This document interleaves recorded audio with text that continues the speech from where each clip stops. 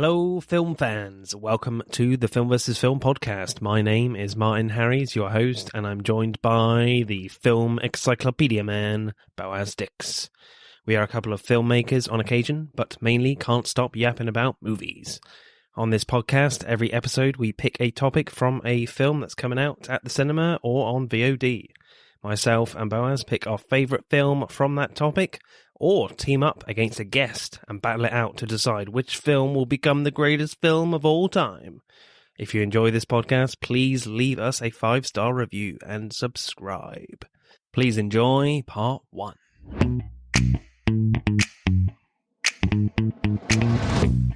Hello, Podsters. We are back again for another week on a Saturday. This week, as Gunpowder Milkshake, the best title to a film in decades, is out in cinemas starring Karen Gillan. So we'll be having a look at R-rated action films. So all the fucks in both senses we'll be looking at. Nice. And can't get enough of the fucks. As ever, I am joined by the Mr. Encyclopedia man. That is Mr. Boaz Dix. How are you, sir? Oh, thanks. I'm good. So, Mr. Encyclopedia man, what is your pick for this week? My pick is Upgrade. And why did you pick this one? I first heard of this film when Venom came out. And this guy was comparing it to Venom and said it's like basically... Because people were saying, like, you know, Venom should have been R-rated. And this guy was like, oh, this is like the proper R-rated, Venom, except with AI instead of an alien. And I saw a clip, especially what we're going to talk about, where he cuts the dude's head in half with a knife. And I was like, I don't know, it clicked in my head when you said violent films, and I have to watch this now. Yeah, that scene is like burrowed into my skull. It's like, holy shit. So, I got to watch this. Got to review this. Yeah, much better than Venom, I must say. Yeah, I would say so. I got to stress as well, it's pissing it down where we are. So I just apologise if your audio is a bit rubbish. It's just, a lot of rain. So there's a bit of a buzz, I suspect. But, yeah. He's not doing this podcast in the shower. It's So what happens in Upgrade? It's a pretty quick film, but it gets to the point, and it doesn't feel too quick. But it's a guy who's a bit of a technophobe. Doesn't really like technology, and this is like in the not too distant future where like everything is connected to the net, everything is super advanced, and his girlfriend is more of a tech lover than he is. One day they get like attacked by a group of machine people, cyber people or whatever. I don't know what you would call them, cyborgs. Yeah, and machine people, and for like no reason they kill her and shoot him in the spine, so he can't move.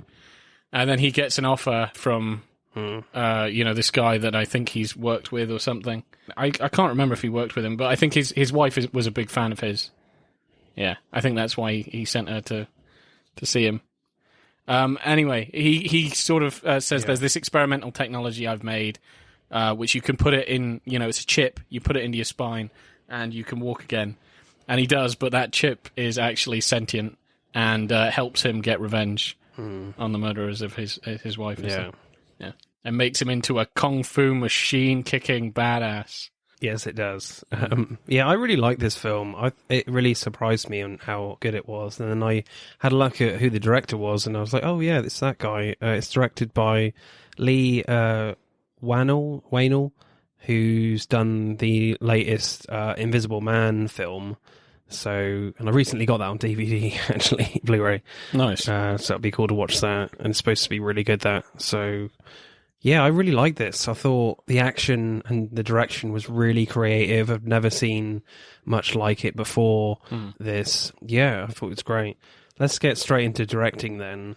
I like the scene after the car crash, when he gets kidnapped by some bad guys, and Fisk, played by Benedict Hardy, is intimidating Asher Trace, played by Melanie Villaggio, and all of a sudden he shoots her, but he's still in like a mid-shot, and you don't see the gun, and it comes like from nowhere. And I was just like, oh shit, he just shot her. Yeah. Okay. And then moments later, Gray, played by Logan Marshall Green, gets shot as well, and it's just like, completely out of nowhere. I didn't expect that at all. It was kind of a good opening there. Obviously, after you've seen it, you know it's because of they're hiding the fact that they've got these like guns implanted in their arms, but you don't know that the first time you watch it. You just assume that it's just a handgun, and they're just not just showing it. They're reloaded in the coolest way, you know, where they start putting them through their is it elbow? They're like putting ammunition through their elbow. Yeah. So fucking weird. But it was kind of like a nice trick there by the director, just hiding the kill, just to make it surprising, but actually just hiding this other fact that they're like they have a cyborg gun in their arm, which I thought was really clever there. There's a really nice shot at the start of the surgery scene where the camera is outside of this like geometric dome, and the camera like tracks up the dome, and when it passes each one of the window segments, you see like a CG X-ray of Gray's body. When it's clear, it's just his natural body, you know. And I thought that was quite a nice visual look, you know. And the camera tracks down at a bird's eye view just before the scalpel cut. I thought that was a really, really nice shot there. The shots of his back all cut open was quite nice and disgusting. Yeah, it looked like a real, like an operating room, like a real body. It was pretty graphic. I love the directing in the first fight scene when Stem, the sentient AI, the chip in the back of his neck, takes over Gray, and Gray's body remains perpendicular to the framing of the shots. So when Gray gets up and leads forward and back, you get these incredible sharp tilts from the camera, and it's really visceral. And the action itself is really quite violent. And the way, as you said, you know, he pulls the knife between the guy's mouth is like really grim, and the way his arms and legs are doing all these incredible moves while Marshall Green's face is like, what the hell is happening? I don't know. Yeah, I love that because he's like, stop, and he's just smashing him with stuff. Yeah. But yeah, I just love the way you kind of have this feel of just like the camera's weirdly attached to him. Do you know what I mean? It just has that really nice style. I really love that. It kind of repeats a lot. It's like a signature style in the movie whenever Stem takes control in like a big way. I mean, even the first time he actually is, you know, he stands up and is moving his limbs and just walking. He walks kind of, well, you know, very robotically and just very efficient. He needs to move his arm. He'll just move it to where he needs to move it. There's no like wasted effort. And it does that thing where it's just, where the camera, even just the first time where he just walks, the camera is just, it's like it's just attached to him, and the rest of the world is just, you know, moving around. And it does it in the fight scenes as well. And it's just this, it's this really unique perspective. It's a really unique shot.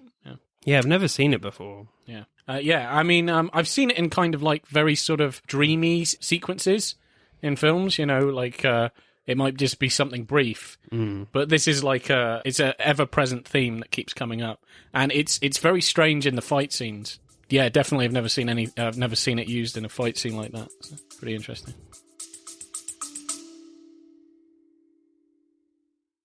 Hey, I'm James Lovino, and I'm here to tell you about Alternate Sides, a movie podcast with a twist.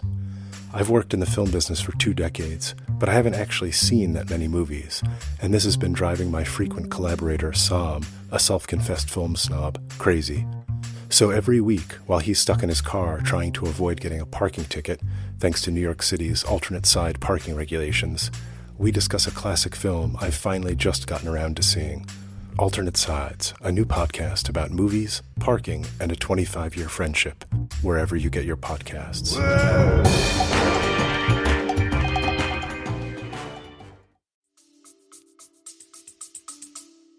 What do you think about like the production design and the technology in this film? Is it plausible to you, or is it, you know, a bit far-fetched? I don't know. I think the tech kind of doesn't look too futuristic and crazy. It does still look out there. It kind of reminds me in aesthetic sort of like Blade Runner or Minority Report. It's kind of like it's just gritty cities and like technology that is quite cool and chic, and it's quite out there, but it still seems like it could be something that, you know, that could exist, you know. Yeah, it all seems very plausible, you know, the tech, and you can imagine it being like fairly real in like 10 years or something. like the VR stuff. And obviously there are some things that are quite far-fetched, like the guns implanted in guys' arms, which I don't think would ever happen, quite frankly. I really like the eye technology where Fisk puts a needle into a dead guy's eye and Fisk's eye lights up and you can see like the dead guy's memories in his irises. And then you get like a POV shot of Fisk's eye looking at Gray in his memories, you know? It's just a great visual storytelling device there. Yeah. I think that was actually one of my favourite shots. The one thing that went too far was the sneeze blades. Yeah. was a bit too much, but it looked really cool when the camera zoomed in. But because surely those blades would just like cut his inside of his body anyway, so I don't know. That was a bit too far. I don't think they were blades. I thought they were like nanites or something, so like he was infecting him with like nano machines. But, you know, so this is why, you know, COVID precautions, masks, don't sneeze in public. Yes. Yes, because the other guy might have nanites in his nose and they kill you horribly. With blades on it. With blades. Because everything's going to have a blade. Yeah, the fight scenes are like hyper violent as well. I just love how kind of fucking crazy they get. You know, as I said, you know, the first time you see it with the knife where he cuts the dude's head in half, he basically like garrots him, but with a kitchen knife. That was just so extreme. And then when he blows that dude's head off, you know, with his own gun, that was like bang, you know. Oh yeah, you know, he turns his gun on him and just blows his fucking head. That was cool. Yeah, that was nice. Yeah, with his handgun, not a real handgun, but a gun actually in his hand. A gun hand. Yeah.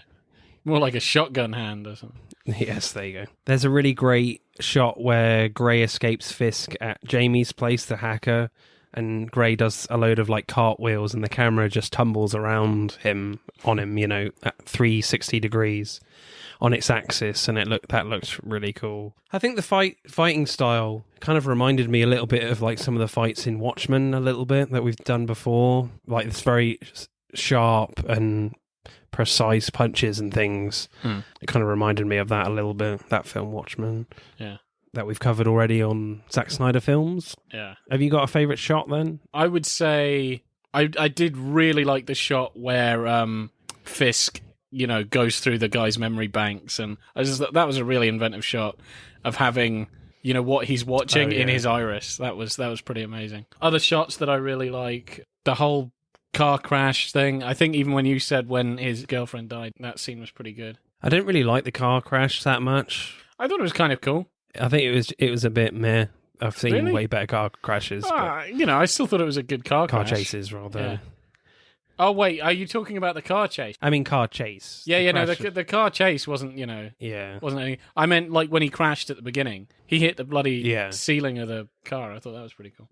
Yeah, it was wise they kept the camera on the inside. Yeah, I thought that's kind of cool, like, having a crash from, you know, the passenger point of view, where, you know, they just literally bang, bang, bang, bang, hit the walls, hit the roof.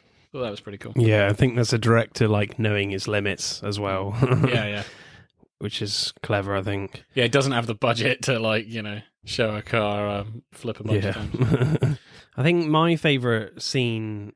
I love the scene where Gray is trying to find this hacker, Jamie, while Aaron is trying to, like, shut Stem down in Gray's body.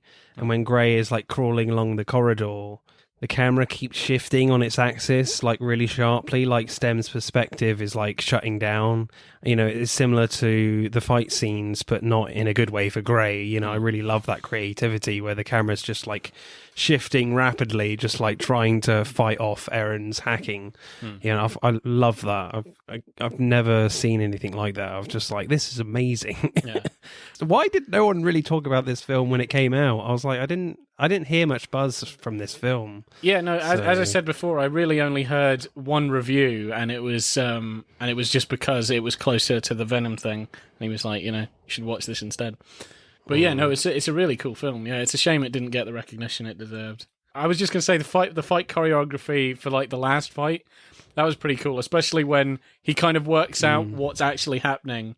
That, you know, the main, you know, the actual bad guy is Stem. That he tries to stop himself from Stem from killing the people there, like Gray and the girl and stuff, and he stabs himself in the hand to keep himself from actually engaging in the fight. Do you remember that? Oh yeah. Like pins himself down, and like he's still Stem. Oh still, yeah. Stem yeah. just pulls his hand with the knife out of the bloody table, and then fights, and then stabs the dude in the head with the knife. Oh, and kills Aaron. Yeah, with his knife hand. That was that was crazy. pretty brutal. He's literally trying to stop himself from killing like these people. It's like a fight against his own body. I thought that was really cool. Yeah, really great performance by Logan Marshall Green. Really great though. He does look like a guy that he's not in control of his body at all.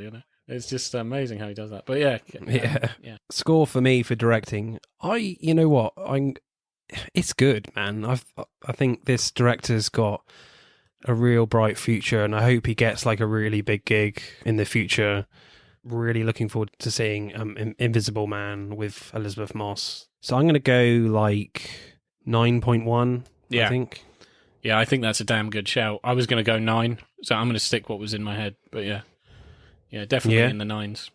It's just such creative camera work and use of action. It is really quite amazing, especially I think it is a lower budget film, but it's just, it's really cool. Uses every bit of money. Yeah. And I would say, like, because one of the things I didn't know is how short it was. It's like an hour, 40 minutes, but I think it uses its time incredibly effectively if we get onto script writing. It's just, it doesn't, none of it's wasted. None of that time's wasted. Yeah. Straight to the point. So script then, what did you think of the script? Yeah, I quite like it. As I was saying, like, straight to the point. And Gray, is an I quite liked him. I thought he was a likable guy. And yeah, the whole world of it is pretty interesting. It's not like the most fleshed out sci-fi world, but it's still pretty cool.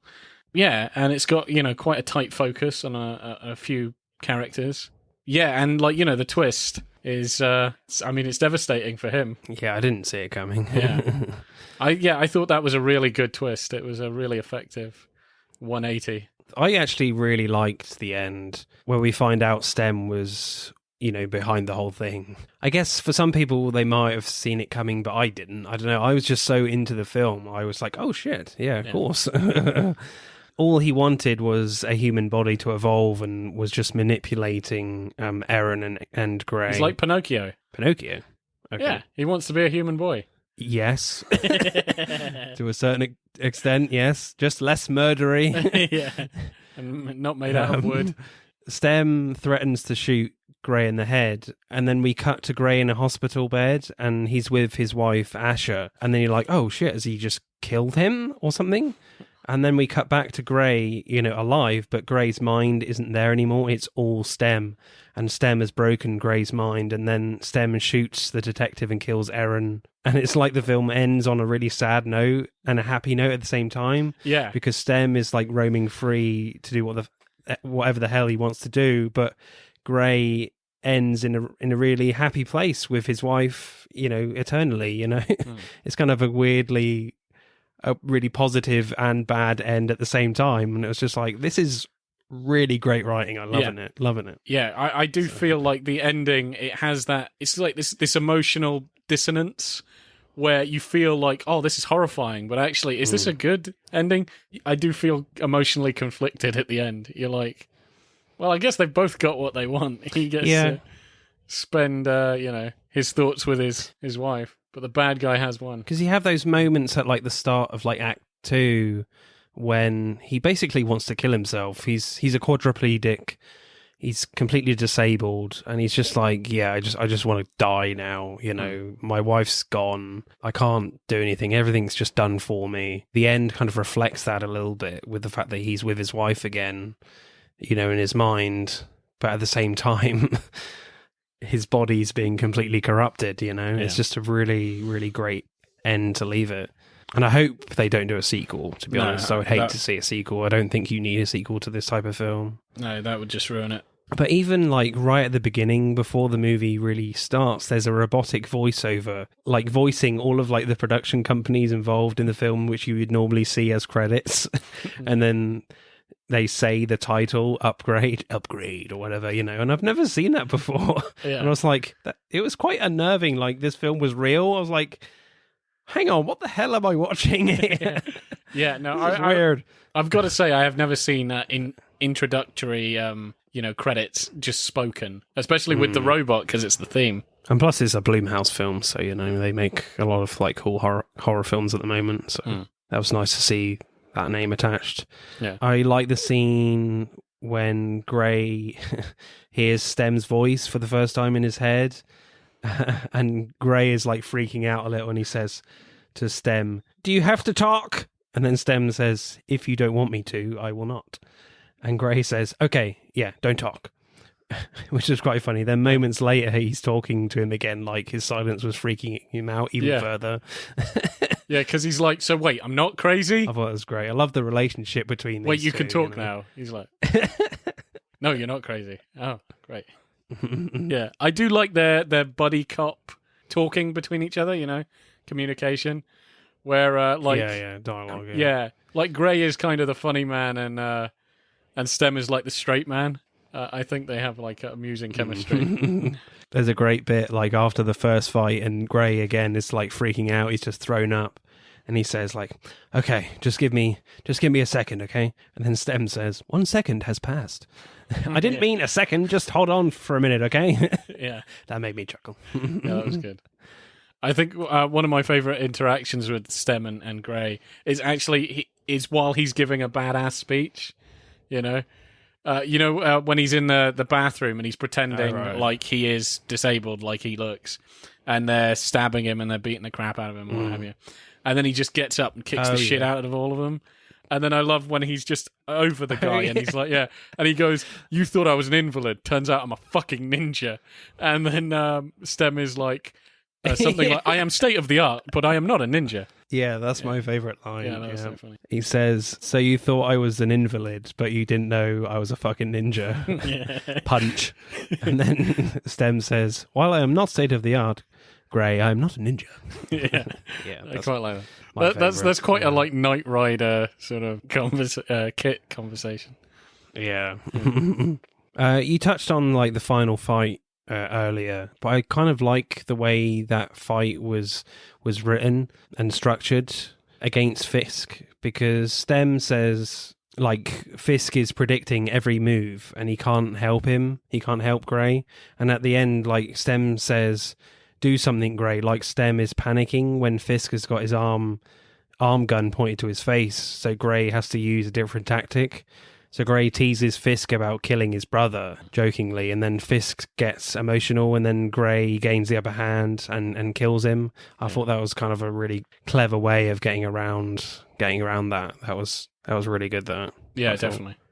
I think I do like when the main character is quite proactive, and like Gray is very intelligent. Yeah. He isn't just like a nobody. Obviously, this is really new to him, and this is crazy. And Stem is mainly doing all the decisions and moving the plot along. But Gray is still quite smart. Do you know what I mean? He's more people savvy and working with his hands and stuff like that. He may not be all up into the tech, but he is still pretty street smart. And I quite like that. Stem has basically been saving him through the whole film, and he saves them both. I think that's a good bit of character development. Yeah.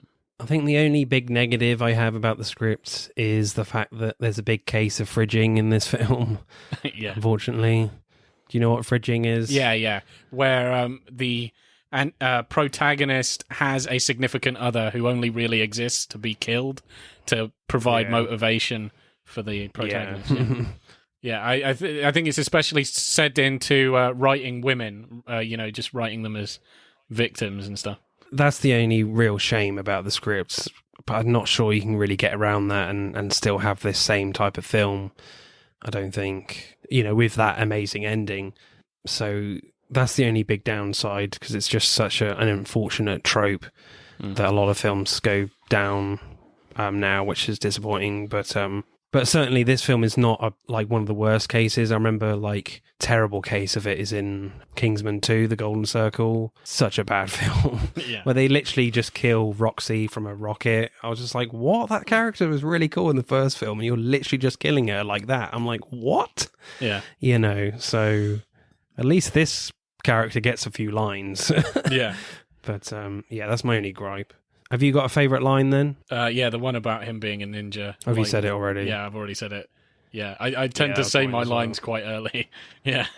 I was going to say another line I quite like is where he says, you must remove all your fingerprints from the crime scene. He goes, I don't know everywhere I've touched.